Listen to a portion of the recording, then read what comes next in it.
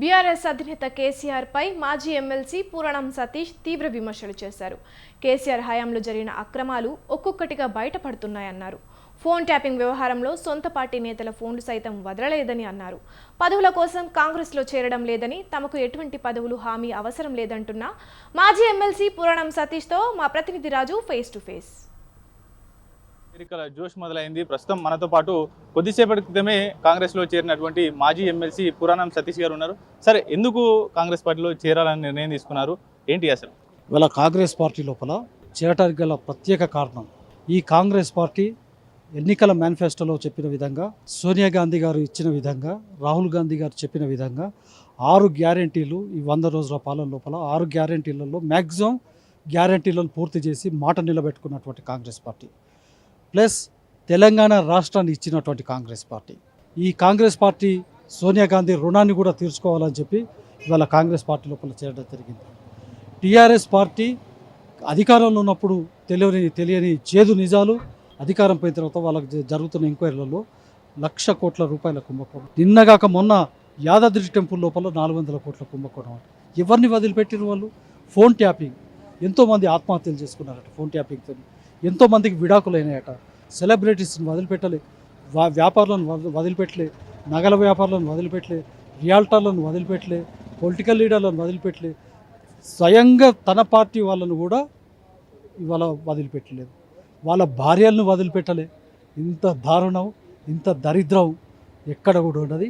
అందుకోసం ఆ పార్టీ లోపల ఉండడం ఇష్టం లేక ఇవాళ తెలంగాణ ఇచ్చిన పార్టీగా, తెలంగాణ తెచ్చిన పార్టీ రుణం తీర్చుకున్నాం, తెలంగాణ ఇచ్చిన పార్టీగా కాంగ్రెస్ పార్టీ రుణం తీర్చుకునేందుకే ఇవాళ కాంగ్రెస్ పార్టీలోకి రావడం జరిగింది.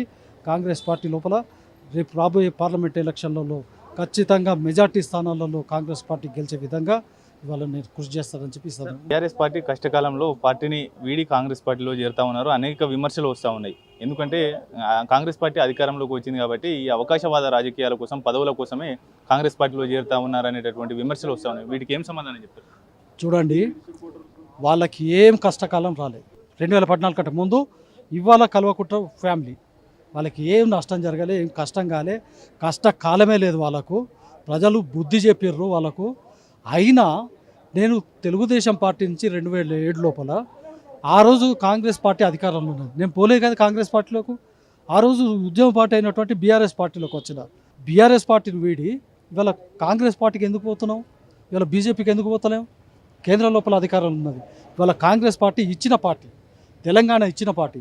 తెలంగాణ ఎజిటేటర్గా, ఒక ఉద్యమకారుడిగా తెలంగాణ ఇచ్చిన పార్టీ రుణం కూడా తీర్చుకోవాల్సినటువంటి బాధ్యత ఇవాళ నాపై ఉంది కనుక ఇవాళ కాంగ్రెస్ పార్టీ లోపల చేయడం జరిగింది. తప్పితే అధికారం కోసం కాదు, ఇవాళ అధికార దాహం నాకు లేదు.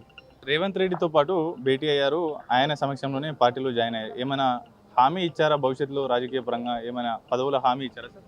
హామీల కోసం కాదు, ఆశల కోసం కాదు, ఆశయం కోసం కాంగ్రెస్ పార్టీలోకి వచ్చిన. ఆశతో రాలే, ఆశయంతో వచ్చిన. ఖచ్చితంగా కాంగ్రెస్ పార్టీ లోపల పనిచేసి కాంగ్రెస్ పార్టీ అభ్యున్నతికి మరింతగా కృషి చేస్తానని చెప్పి మీ ద్వారా మనం చేస్తాం. Thank you.